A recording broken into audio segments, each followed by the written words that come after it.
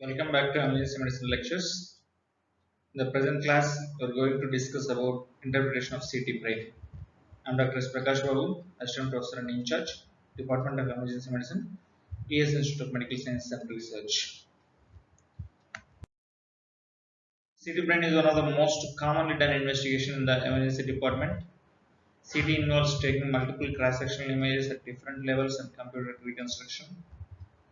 Before going into CT evaluation proper, you need to learn certain techniques of CT. First one is attenuation coefficient. It is the extent to which a material can be penetrated by an X-ray beam. These values are expressed as Hounsfield units and differ from one medium to another medium. The table here gives approximate Hounsfield units of each of the mediums. Air is the least with minus 1000, water is 0, cerebrospinal fluid is plus 15, white matter plus 20 to plus 30, grey matter is plus 37 to plus 45, coagulated blood plus 50 to plus 75, and bone varies from plus 200 to plus 3000. The next term you need to know is windowing. Windowing is the process of changing the location and width of the available grayscale in order to optimize the discrimination between tissues. So in this picture, air is the most blackish one, CSF is in another grayscale, and most whitest part is the cortical bone.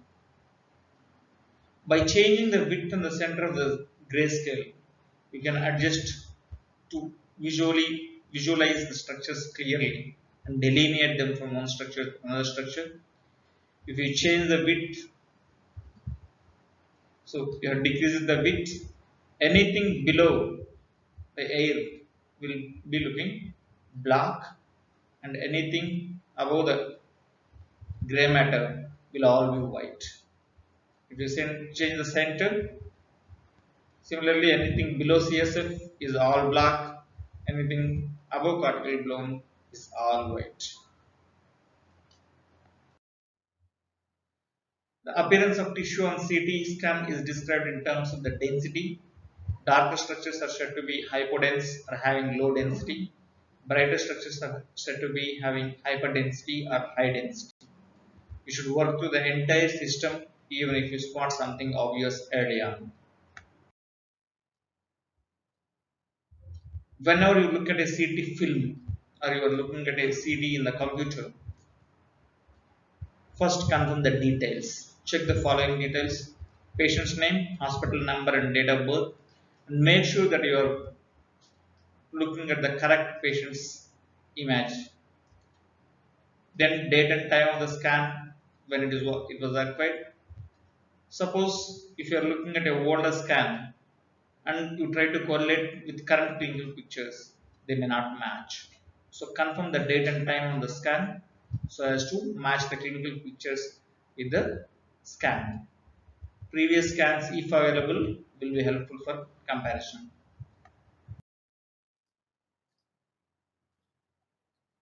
In evaluation of CT brain, you need to approach systematically. There are a lot many systems in evaluation, but I am going to tell you the easiest system that can be approached in an ED. The first thing you need to do is check the brain parenchyma and look for any midline shift, abnormal hypodensity or abnormal hyperdensity. Next, check the extra-axial spaces for extra-axial hematomas like EDH, SDH, SAH, intraventricular hemorrhage. Look at the ventricles for blood and any dilatation of the ventricles. Look at the dural venous sinuses if they are enhanced. Finally, check the bones.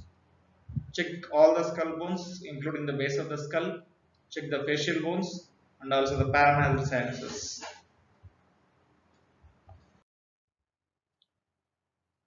Coming to brain parenchyma, first thing you need to do is look for a midline shift. Presence of mass effect from edema or a space occupying lesion may cause a shift in the midline structures because brain is very pliable structure. any increase in one of the components can push on the other components. So here you need to apply the Monroe-Kelly doctrine, which says that the skull is a closed compartment within which there are three structures. One is CSF, the brain parenchyma, and the blood. If any one of them increases, the whole system is going to alter. Then you need to look for the presence of effacement in sulci and cisternae. For presence of space occupying lesions or parenchymal edema. There are three midline structures which you need to look at to find out the midline shift. One is septum pellucidum, is a membrane located between the lateral ventricles.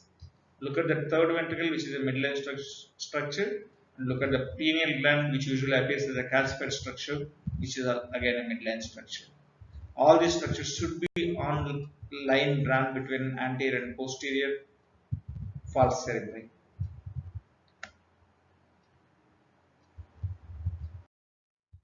So in the picture, I'm going to show you these structures. So this is a normal CT wherein you're seeing ventricles almost equally.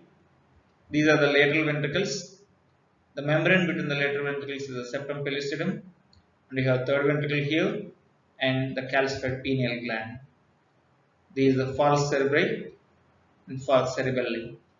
If you draw a line between false cerebri and false cerebelli, all the three set structures are falling on the line. So in the first picture, there is no midline shift. Coming to the second structure, see, you are able to appreciate only one side of the ventricle. The other side of the ventricle you are not able to appreciate. And then here is your pineal gland, not able to appreciate the third ventricle or the cisterns. And then these are the false cerebri. If you draw the line between false cerebri and the false cerebelli, none of the three set structures are falling on the line. So that is the midline shift. If you have a ruler, when you are checking in a computer image, you can use the ruler, join the false cerebelli and false cerebelli. The middle of the ventricles, the distance from midline, you can measure, and that is the midline shift. The midline shift is more than 5 mm, it indicates a surgery. Then coming to abnormal parenchymal hyperdensities, usually the presence of free blood manifests as parenchymal hyperdensity. It can be a spontaneous hemorrhage. Spontaneous hemorrhage is mostly hypertensive hemorrhage. Most common locations are the basal ganglia, thalamus, pons, and the cerebellum. Hemorrhages outside these common locations may be secondary to tumors or vascular malformations. So in the picture, you are able to appreciate the clearly delineated hyperdensity within the brain parenchyma, and there is no midline shift, and the structure lies in the choroid nucleus. So it is a hypertensive bleed. Next, look for secondary hemorrhages. The most common is the traumatic hemorrhage. It can be either intra-axial or extra-axial.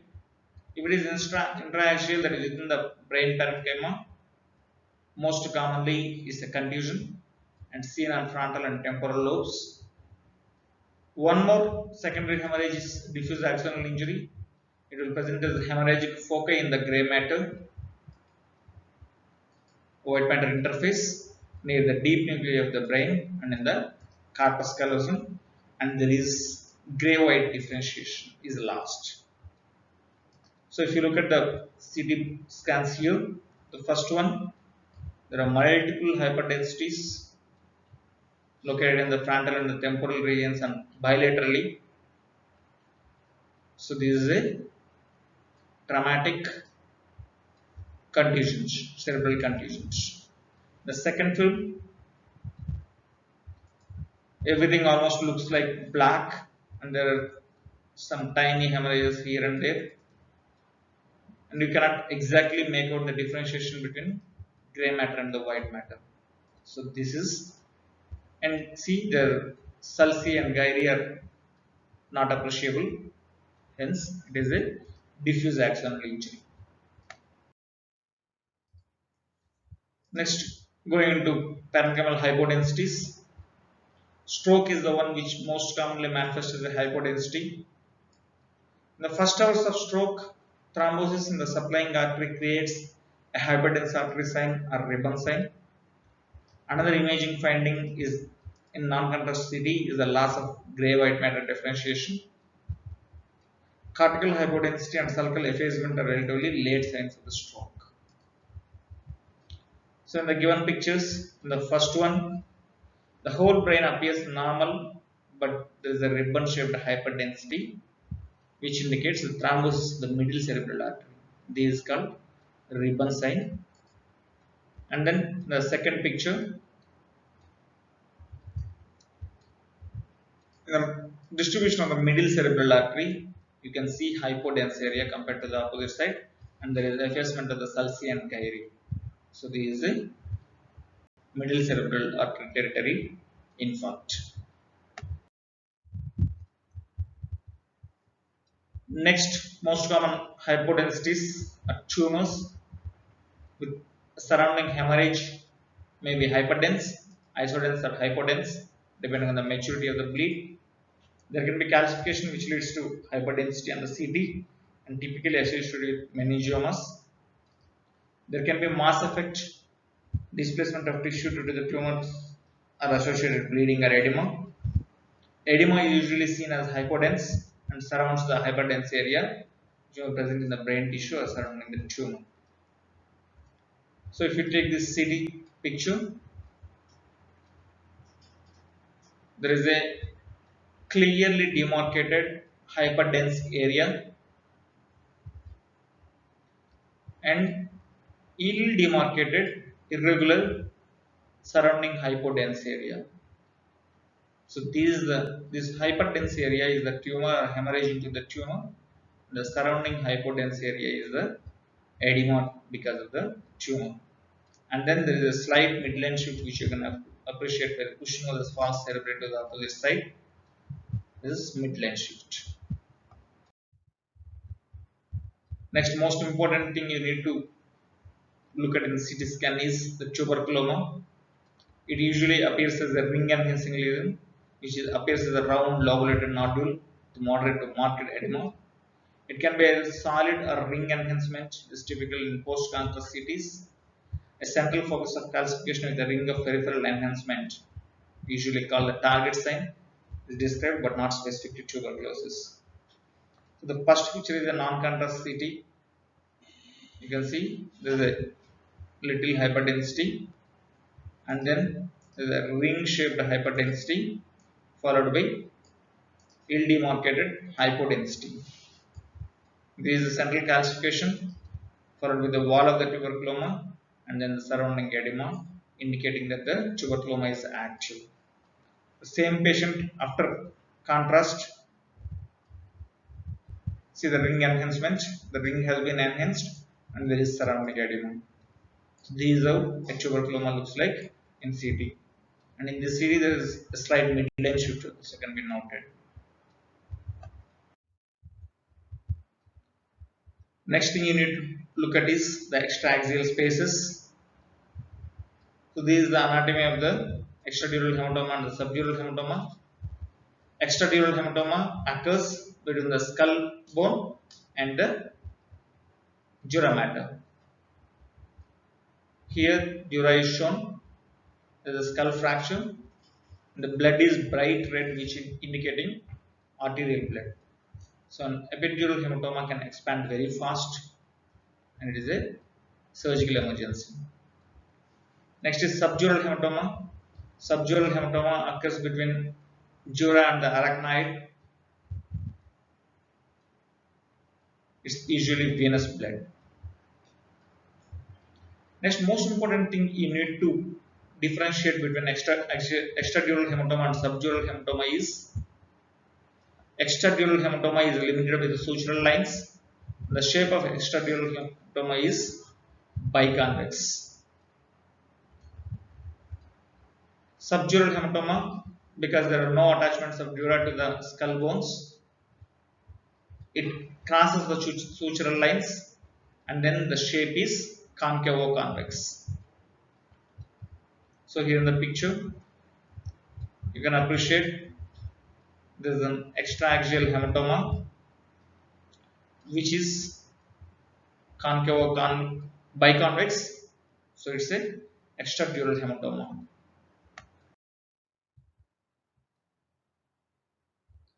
In this picture here you can appreciate there is a hyperdensity, its shape is concavo-convex and it is extending throughout one complete lobe crossing the sutural lines. So this is subdural hematoma. Next picture you can see hyperdensities taking the shape of the sulci and the gyri, and the subsisternal space is filled. So this is subarachnoid hemorrhage taking the shape of the brain.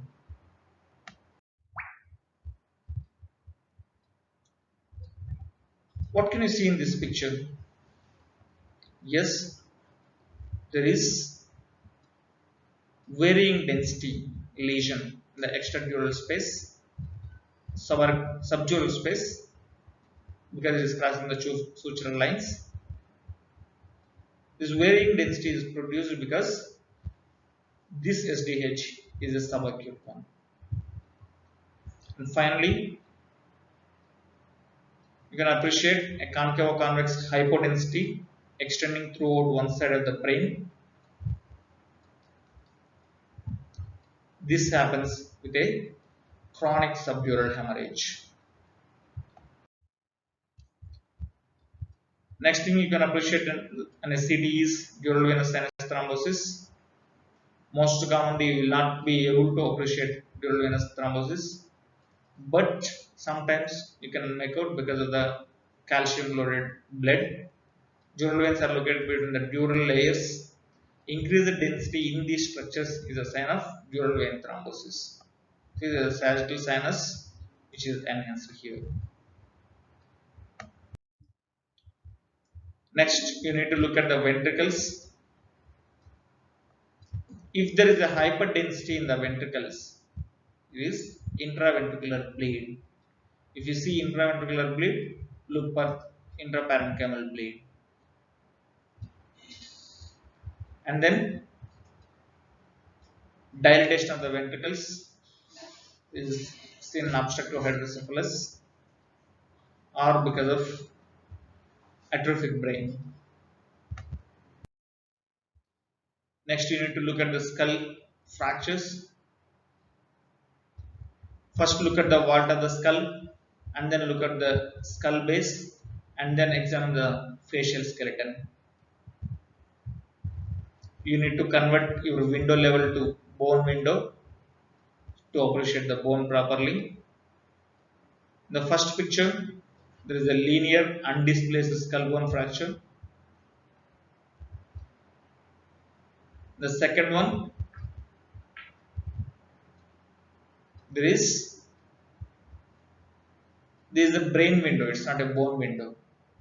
What you can appreciate is there is intraparenchymal air, also called as pneumocephalus. These a telltale sign. Here also there is air, hypodensity looking black is the air. So there is air inside the cranium, which is called pneumocephalus. It indicates skull bone fracture. And then this is again a bone window picture. See, there is a depressed skull bone fracture. You can measure the amount of depression. Again, if the depression is more than 5 mm, indicates immediate surgical repair. So these is how you evaluate CT brain systematically. and arrive at a diagnosis. Whenever you are presented with any investigation, don't jump into conclusions. Read it, evaluate systematically.